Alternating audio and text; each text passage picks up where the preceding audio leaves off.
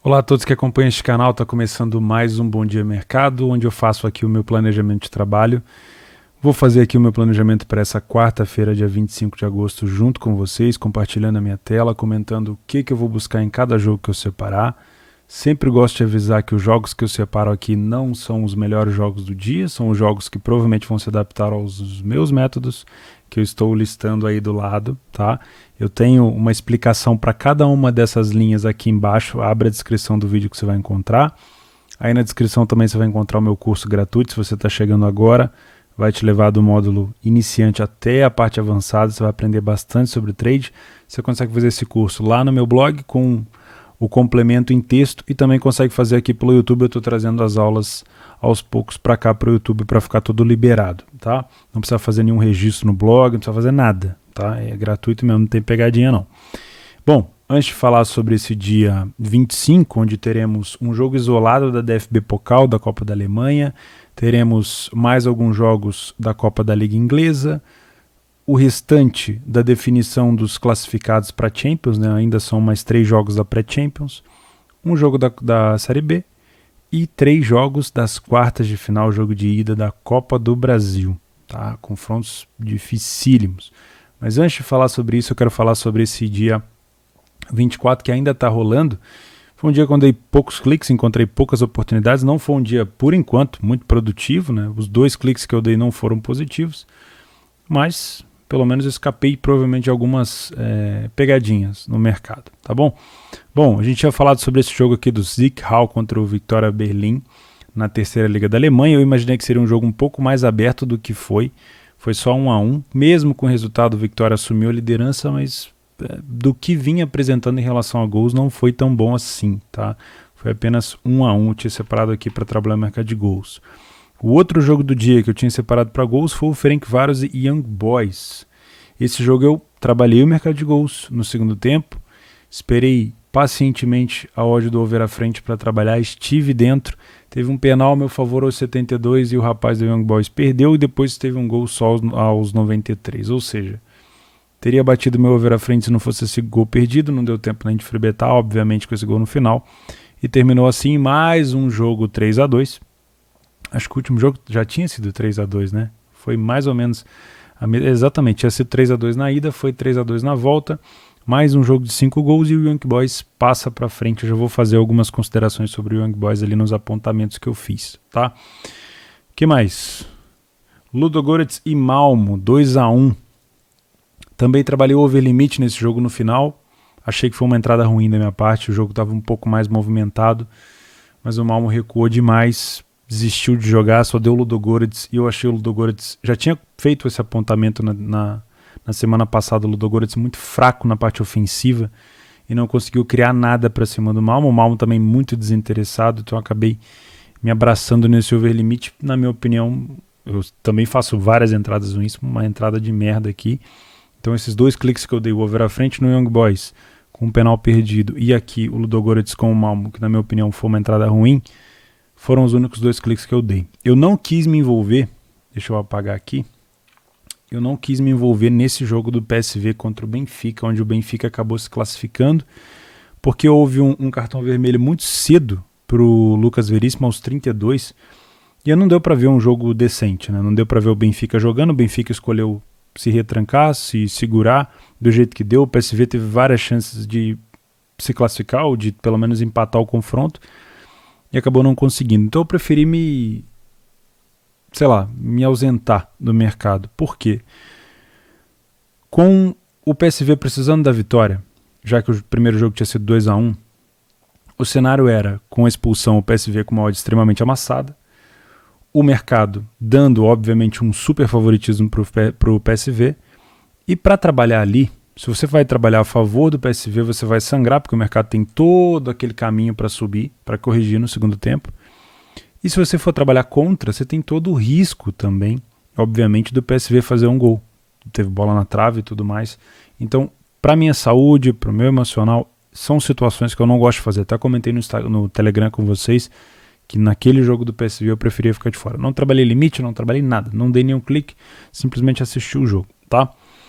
Outros jogos que a gente tinha comentado aqui, o jogo do Náutico ainda não começou. Por falar nisso, muito obrigado a todo mundo que mandou mensagem aqui embaixo sobre o Náutico. Deu para entender o cenário, deu para criar um cenário sobre o que está acontecendo no Náutico. Pelo visto trocou o treinador, pode ser que agora o Náutico deu uma melhorada, perdeu vários jogadores importantes e com isso deu para ter uma noção do que estava acontecendo. Tá? Então a galera que acompanha, que é torcedor do Náutico ou que é da região, que me mandou mensagem, me ajudou demais. Tá? Muito obrigado pela participação de vocês. Tivemos um jogo aqui na Copa da Liga Inglesa do Watford com o Crystal Palace. Eu achei até que foi um jogo bom pro match odds, para a equipe em campo. O Crystal Palace realmente foi um time muito mais perigoso na primeira parte do que o Watford, mas o Watford acabou saindo vencedor lá no finalzinho com gols 86. Né? Então o primeiro tempo foi muito mais do Crystal, mas o Watford venceu no segundo tempo. Guarani e Operário, eu tinha marcado o Guarani com uma possível correção de preço, mas deem uma olhada aqui, ó. Esqueçam o resultado, tá? O resultado é o de menos. Mas olha isso daqui, ó. Estatística do jogo no primeiro tempo. O Operário praticamente não ficou com a bola, praticamente não chutou no gol. Então isso provavelmente faria com que a cotação do Guarani não corrigisse. Tá? Então essa possível correção de preço no Guarani não existiu. A possível correção de preço, a correção de preço acontece no início, quando o mercado toma um susto. Quando ele espera uma coisa e o jogo, a realidade mostra para ele uma coisa completamente diferente da expectativa. Então não houve correção, na minha opinião, do Guarani. E o Guarani vai vencendo por 2-0 o time do Operário. Muita gente mandou mensagem aqui sobre o Guarani também, falou que jogadores que deviam estar jogando para que o Guarani saísse bem. Convido vocês a participar aqui nos comentários, não só comentando, mas também abrir os comentários para ver que tem muita gente que manja demais. Tá? E essa análise mais qualitativa de quem conhece o time faz toda a diferença na hora de trabalhar. Né? Não é só estatística, é muito mais o conhecimento da equipe mesmo. Tá? Que é o que eu gosto. Então beleza, vamos tirar aqui por enquanto os jogos de ontem. Tivemos o Leeds contra o Alexandra, não sei se é Crew, Alexandra, 3-0, mas os gols vieram lá no segundo tempo. Foi praticamente um massacre aqui, no primeiro tempo 69%, no segundo tempo 77% de posse de bola, um massacre. O Leeds venceu por 3-0 e o Aston Villa também humilhou o time do Borough por 6-0. Aqui talvez tenha dado um padrão no comecinho. Não mostra um gráfico de pressão tão forte aqui. Mas venceu o time do Aston Villa. Tá? Os apontamentos que eu fiz para a gente encerrar o dia de hoje, já vou colocar aqui dia 25 para eu não esquecer. Bom, apesar da dificuldade de marcar contra o Benfica, eu achei o PSV um time excelente para a gente acompanhar na Europa League. O PSV agora vai entrar, se eu não me engano, direto na fase de grupos da Europa League. E, cara, eu acho que acompanhar esse PSV na Europa League, na minha opinião, dependendo do grupo, ele vai passear. É um time muito bom ofensivo. Como eu falei para vocês, ainda tem algumas dificuldades defensivas, que vai muito de encontro com o estilo da equipe. É uma equipe que sobe demais, tá? Eu acho que vai ser um bom time para a gente acompanhar na Europa League, o time do PSV, e se você faz, obviamente, o campeonato holandês também, tá? Em relação ao Benfica, eu comentei aqui, não deu para ver muita coisa do Benfica. No primeiro jogo, o Benfica fez os 2 primeiros gols e acabou se retraindo. E no segundo jogo, por conta da expulsão cedo do Veríssimo, também foi um time que optou por se defender. Então eu não consegui ver muita coisa do Benfica contra um time mais top, né? Porque o Benfica, a opinião que a gente tem sobre o Benfica, o que a gente costuma ver o Benfica, é no Campeonato Português, onde o nível dos adversários é um pouco mais baixo, tirando, obviamente, Braga, Porto, Sporting. A gente tem o Benfica jogando contra equipes mais fracas. Então, eu não consegui ter muita ideia do que esperar do Benfica para a fase de grupos. Vamos ver qual grupo que o Benfica vai cair. Em relação ao Malmo, tá? Mesmo tendo se classificado, tá aqui o Malmo contra o Ludogorets, perdeu hoje.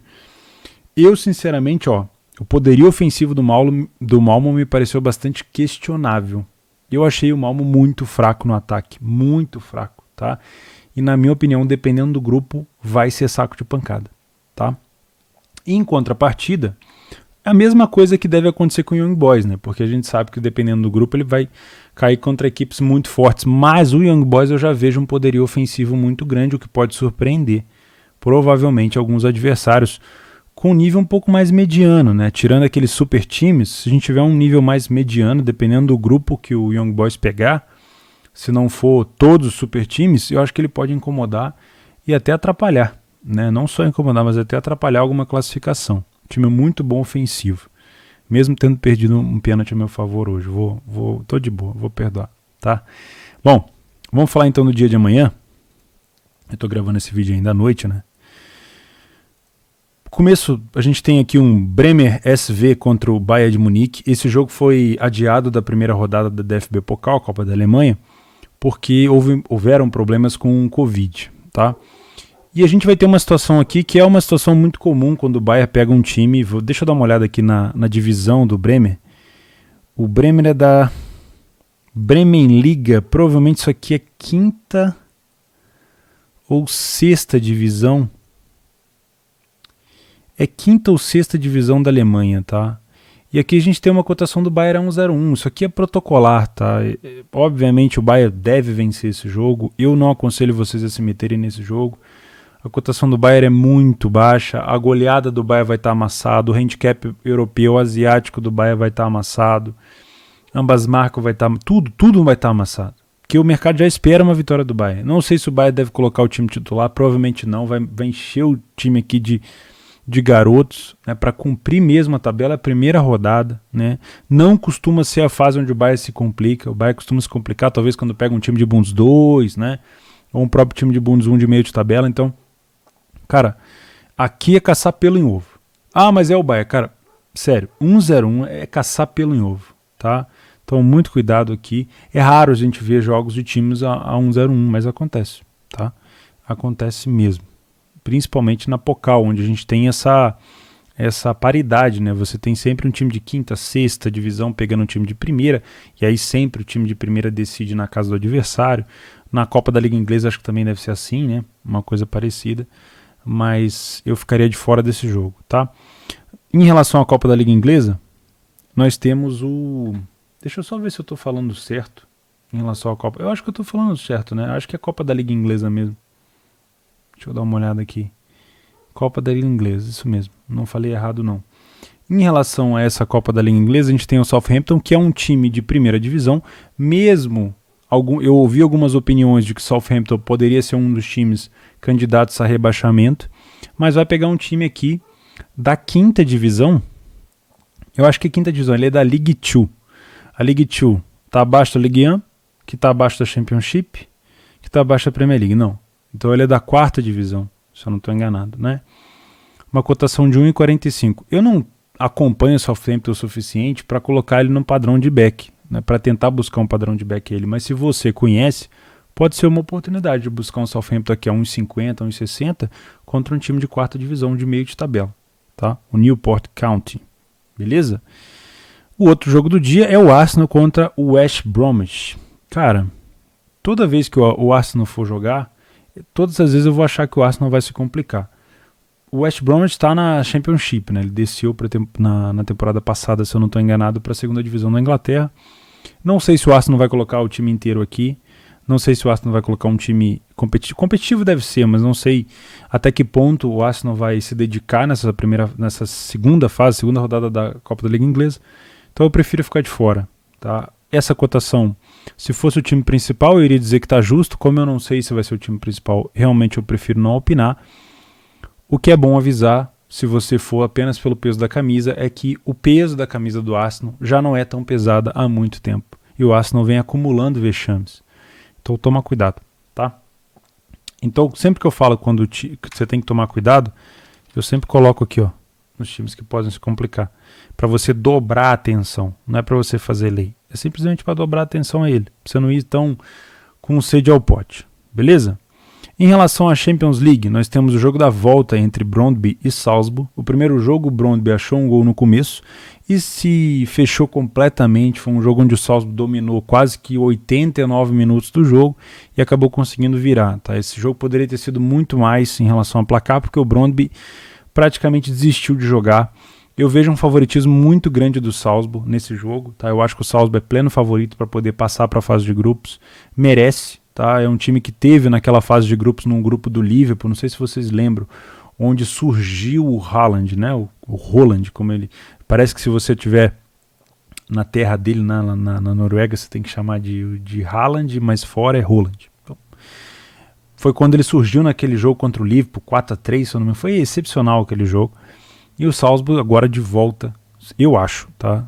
eu acho que ele pode voltar para essa fase de grupos da Liga dos Campeões. E, cara, sinceramente, o Brøndby precisando vir para cima, eu acho que a gente vai ter oportunidade para trabalhar no mercado de gols aqui. E se tiver um padrão muito forte, até um possível back ao Salzburg. Por que não? Mas eu vou colocar aqui a oportunidade de a gente tentar buscar algo Salzburg no mercado de gols, tá? O outro jogo que a gente tem é o Shakhtar com o Mônaco. Aqui, no jogo de ida, a gente fez alguns apontamentos, né? No jogo de ida, a gente teve aquele gol do Pedrinho, que foi o único gol do jogo, foi um golaço. Mas aquele gol do Pedrinho, ele concluiu uma situação de correção da odd do Mônaco. O Mônaco tinha começado muito favorito, a gente tinha colocado aqui, ó, o Mônaco é um time que pode se complicar, porque o Shakhtar está com um treinador novo, que veio do Sassuolo, que eu gosto muito. Tem um time repleto de brasileiro que é muito veloz. E a gente tinha um Mônaco que não tinha começado tão bem no francês. E aí o mercado veio com uma cotação próxima de 1,50 a 1,60. E foi onde a gente conseguiu. Eu, por exemplo, consegui aproveitar essa correção na odd do Mônaco. Não estive dentro no gol, tudo bem, não tem problema, não fiquei chateado, porque no momento que eu saí, o Mônaco já estava começando a contra-atacar um pouco mais. Mas foi logo depois desses contra-ataques o Pedrinho fez o gol. Então eu acredito que o mercado se tocou, que na verdade não existe favoritismo nesse jogo, e esse jogo está vindo com uma cotação parelha. Eu acredito que essa cotação poderia estar um pouco mais baixa para o lado do Shakhtar, tá?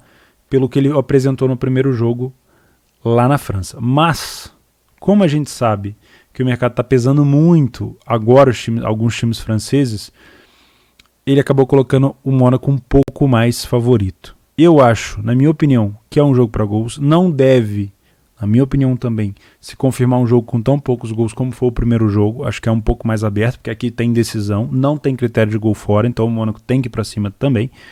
Então eu vou deixar aqui também para ficar de olho em relação ao mercado de gols. Deixa eu ver se eu consigo escrever Shakhtar certinho.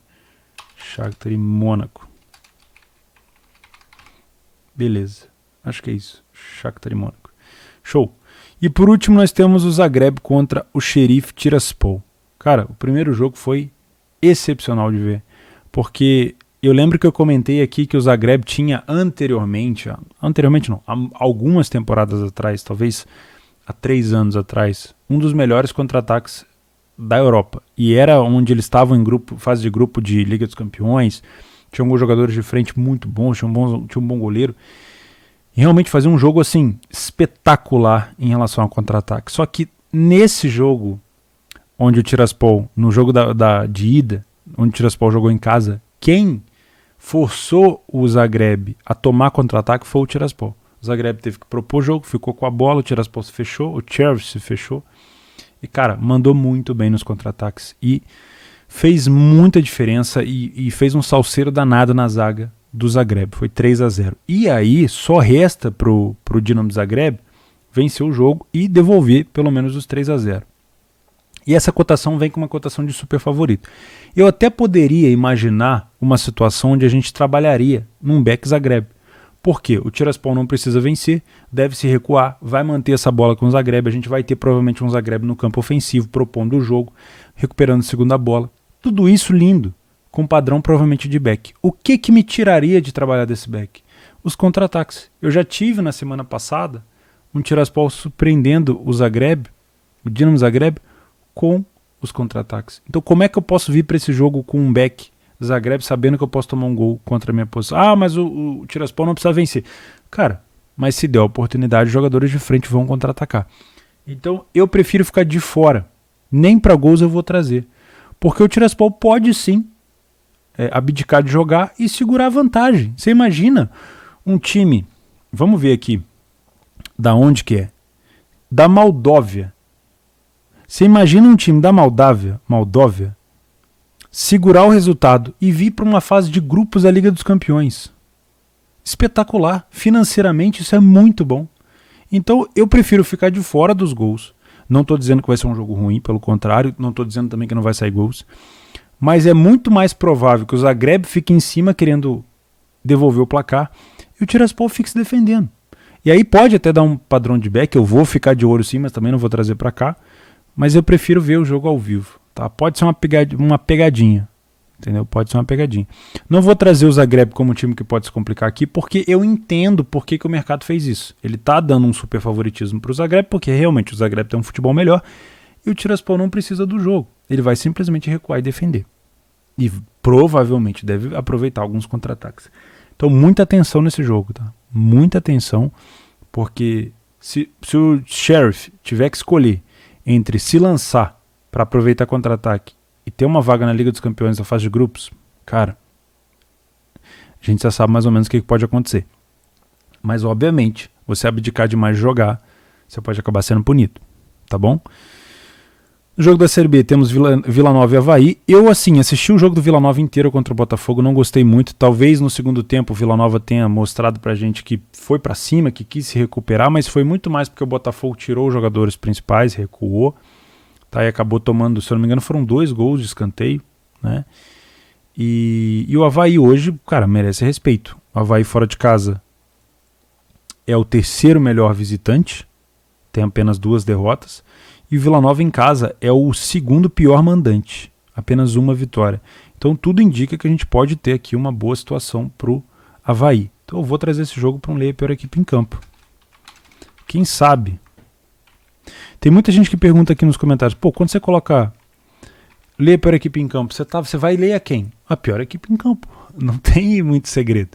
De fato, o cenário me indica que pode ser que seja o Vila Nova, né? Mas isso não quer dizer que eu não possa trabalhar contra o Avaí se o Vila Nova começar muito bem, até porque a odd do Avaí está mais baixa. Então, se ela tomar um susto, ela vai corrigir mais. Ela tem mais potência de mobilidade, tá bom? Mais probabilidade. E aí vamos para a Copa do Brasil. E vamos tentar ser, cara, o mínimo clubista possível aqui nos comentários. Então, vamos trabalhar o jogo. O mercado tá dando pra gente, vou compartilhar aqui com vocês na Betfair. O mercado tá dando pra gente um Atlético Paranaense e Santos com um CAP a 2,10. CAP favorito, dentro da arena, né? Normal. A gente sabe que a Arena da Baixada, não, acho que não vai ter torcida, mas se tivesse torcida ia ser um caldeirão, um inferno. Eu já tive o prazer de ver a torcida do Atlético Paranaense de perto e, cara, o negócio é diferenciado. Os caras apoiam pra cacete, né? Com perdão da palavra. E o Santos hoje não vive um bom momento, né? Vamos ser sinceros. A gente tem o Santos a 3 jogos sem vencer, tá? Tomando gol nos últimos 4 jogos. Eu tô vendo esses dados aqui no próprio SofaScore, tá? São dados simples. 5 dos últimos 7 jogos do Santos foram com menos de 2,5 gols, tá? Em relação ao CAP, o CAP toma gol nos últimos 11 jogos. Isso é uma coisa preocupante. O CAP vem tomando gol nos últimos 11 jogos. E, pasmem, nos últimos 5 jogos seguidos, o CAP saiu atrás do placar. Então, ele vem tomando gol nos últimos 11 jogos. E nos últimos 5 jogos seguidos, consecutivamente, ele é o primeiro a conceder. Ele concede primeiro. Ele deixa o time marcar primeiro, tá? No confronto direto, claro, isso aí é uma coisa que eu não levo em consideração head-to-head, porque são times diferentes ao longo dos anos, equipes, treinadores, pensamentos diferentes, mas em confrontos diretos, o Santos sofre gol para o Atlético Paranaense, sofreu nos últimos 5 confrontos, tá? E nos 7 últimos jogos, de 9, foram menos de 2,5 gols. Olha que loucura. Se você olhar em relação aos gols tomados, o Santos vem tomando gols a 4 partidas seguidas e o CAP vem tomando gol a 11 partidas seguidas. Aí a gente pensa, porra, é jogo para gols. Só que se você for ver o histórico de confronto e também em relação ao Santos, me parece ser um jogo com poucos gols, né? Se eu fosse um palpiteiro, coisa que eu não sou, eu diria que esse jogo tem cara de 1-1. Mas eu não sou palpiteiro, eu quero trabalhar ao vivo, quero saber o que a gente pode ter de oportunidade ao vivo. E esse mercado, esse jogo, pode dar pra gente uma oportunidade no match odds. O Santos pode começar muito bem e fazer com que a cotação do Atlético corrija no início do jogo. Ou o Atlético pode começar avassalador, um início fulminante e fazer com que essa cotação do Santos a 4 tenha valor para trabalhar em lei. Então eu vou trazer para o match odds, tá? CAP Santos e vou deixar o match odds, o jogo ao vivo, falar mais alto. Beleza? Se você tem alguma informação sobre o Santos que é um time que eu acompanho pouco e que eu tenho uma impressão ruim do Diniz. Se você tem alguma impressão sobre isso, coloca aqui embaixo para me ajudar e para ajudar outras pessoas também. Em relação ao CAP também, se alguém vai jogar, se alguém vai ficar de fora, isso é muito importante, beleza? Segundo jogo, já coloquei aqui, ó, Dnieper equipe em campo. Segundo jogo, eu vou falar aqui na ordem, São Paulo e Fortaleza. São Paulo no Morumbi, próximo de 2:10, vamos fechar 2:10, 2:15, que deve começar assim. E um Fortaleza do Vojvoda que está jogando demais da conta. Fortaleza que no Campeonato Brasileiro está voando, está ali entre os 4. Teve agora um jogo 1-1 contra o Juventude, mas de resto, jogaço, ganhou do Palmeiras. Time muito bom, né? O São Paulo, esse ano, parece que é um time de mata-mata. Não está muito preocupado com o Brasileirão, vai fazer as suas vitórias ali para se fazer a manutenção, para ficar na Série A. Tentou ir longe na Copa do Brasil. Na Libertadores acabou saindo para o Palmeiras, seu rival. Contra o próprio Palmeiras foi campeão paulista depois de muito tempo, né? Então, de 2 Copas ele ganhou uma e agora ainda está vivo na Copa do Brasil, que é uma competição que o São Paulo não tem, né? É uma gana do São Paulo vencer essa competição. Eu vejo um jogo mais truncado. Eu sei que, porra, se a gente olhar de longe vai pensar, não, isso aqui é jogo para gols, porque a defesa do São Paulo é isso, o ataque do Fortaleza é aquilo e tal. Acho que tem lesão do Arboleda, se eu não estou enganado. Mas mesmo assim eu vejo um jogo um pouco mais truncado. Por quê? O Fortaleza ele vem cada vez mais sendo preparado para ser um time, cara, que bate de frente com qualquer um aqui no Brasil. Então o padrão tático do Fortaleza hoje não é mais aquele time que fica se expondo de qualquer jeito, dando um monte de espaço. Pelo contrário, o Fortaleza hoje é um time que consegue propor o jogo, mas também consegue ser muito bem de forma reativa, consegue se adaptar ao padrão de jogo, ao momento do jogo. Então eu não consigo ver esse jogo como um Fortaleza, o São Paulo é muito favorito porque o Fortaleza vai se perder e vai dar espaço se estiver perdendo o jogo. Não, porque tem o jogo da volta, né? Então eu acho que é um jogo mais truncado, também acho que é um jogo para o match odds, para leitura de jogo, beleza? Eu sei que, porra, parece ser um jogo que vai perder o controle, que vai ficar maluco, pode até ser, mas eu imagino um jogo muito mais pegado, com a parte tática se sobressaindo mesmo, né, porque o treinador do São Paulo é muito bom, mas o do Fortaleza é muito bom também. Então eu imagino que se a gente tiver... Os dois times têm uma característica boa de ser reativo, tá? Isso é perigoso para o match odds. Então se a gente tiver algum time atrás, se postando lá atrás, mas fazendo boas transições ofensivas nas costas da zaga alta, eu vou ficar de fora do match odds. Não espere que eu esteja por lá. Agora, se eu ver um pleno domínio em alguns momentos do jogo, eu quero me expor aqui no match odds, por isso que eu vou colocar no Leia equipe em campo aqui, São Paulo e Fortaleza. Acho a cotação justa pelo tamanho da equipe de São Paulo, pelo peso da camisa de São Paulo, e até mais justo do que eu imaginava. Eu achei que o mercado iria pesar mais o São Paulo, mas aqui já existe um grande respeito em cima do trabalho que está sendo feito no Fortaleza. Tá? E o último jogo do dia é Grêmio e Flamengo. Aqui nós temos uma cotação do Flamengo a 1,75. Tá? Antes de falar desse jogo, eu queria falar o seguinte. A Betfair está oferecendo uma super cotação para o Flamengo vencer esse jogo contra o Grêmio de 25. Nesse momento a gente está vendo a cotação do Flamengo a 1,75. É uma diferença muito grande. Tá? Obviamente, eu vou acompanhar vocês aqui no regulamento. Ninguém dá promoção de graça. Mesmo eu tendo parceria aqui com a Betfair, eu não tenho papo na língua para falar. Ninguém oferece dinheiro de graça. Então, obviamente, as promoções de supercotação são para angariar novos usuários. Mas você que ainda não tem conta na Betfair pode se aproveitar disso, né? Você pode achar que essa cotação é justa e pode se aproveitar desse link que eu vou deixar aqui na descrição, o primeiro link, para fazer a sua conta e aproveitar essa cotação de 25 para o Flamengo. Se fosse uma odd de 2, não ia fazer muito sentido. Mas como é uma cotação de 25, faz muito sentido, porque o Flamengo realmente é favorito. Não quer dizer que ele vai vencer. Mas se vencer, você vai estar recebendo muito mais do que a maioria das pessoas que foi a favor do Flamengo numa odd de 1,75, tá?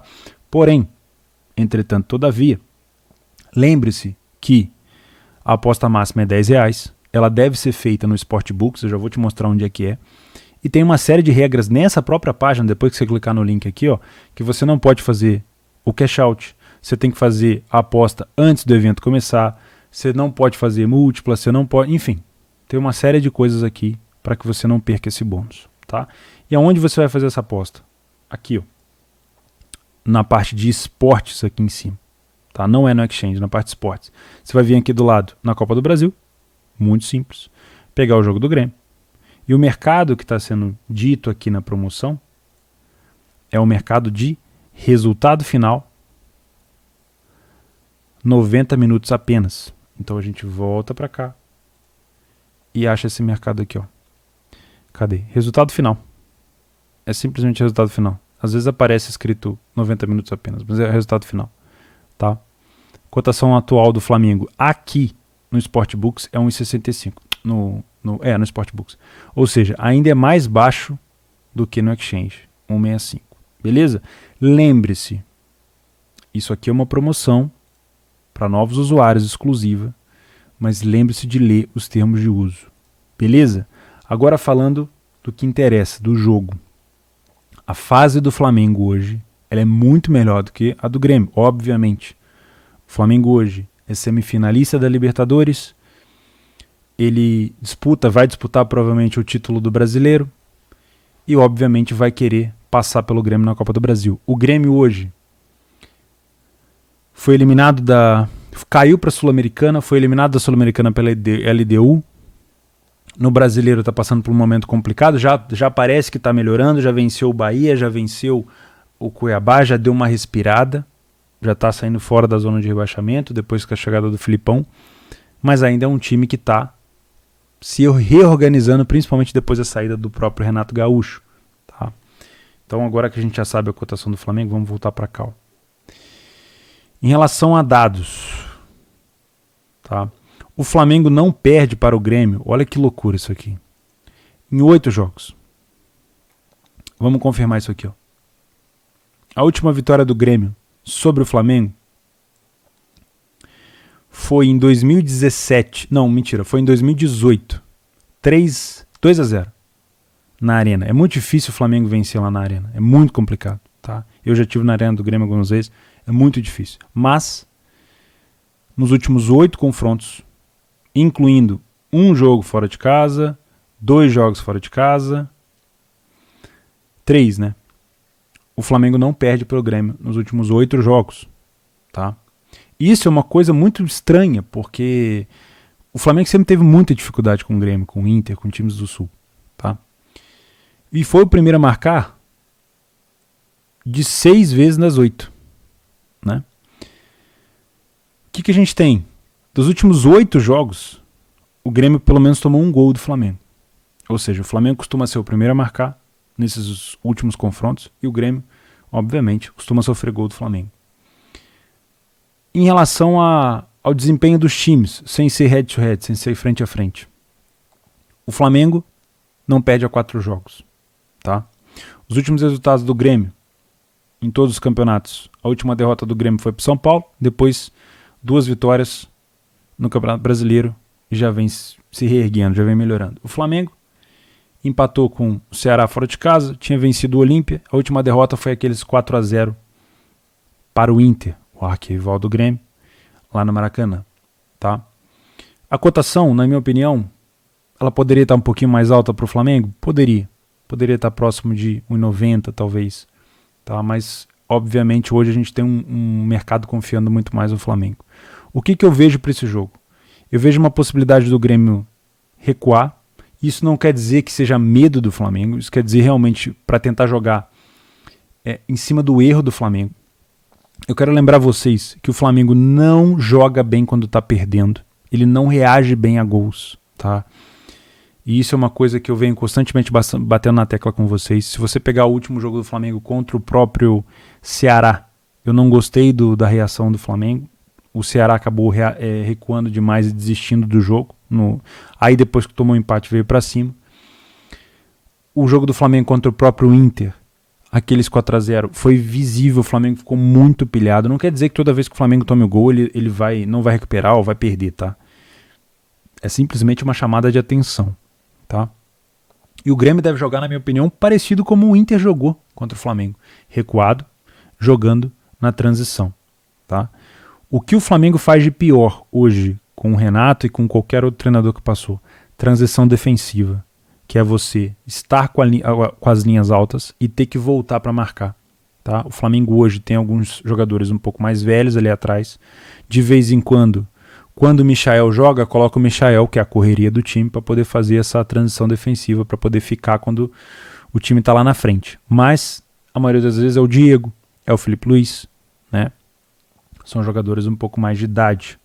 Então, quando o Flamengo está com a linha alta, que é provavelmente o tipo de jogo que o Flamengo vai fazer, ele vai dar ao Grêmio, em alguns momentos do jogo, o contra-ataque. E essa defesa do Flamengo, ela geralmente, né, ela sofre bastante com essa transição defensiva, tendo que voltar para marcar.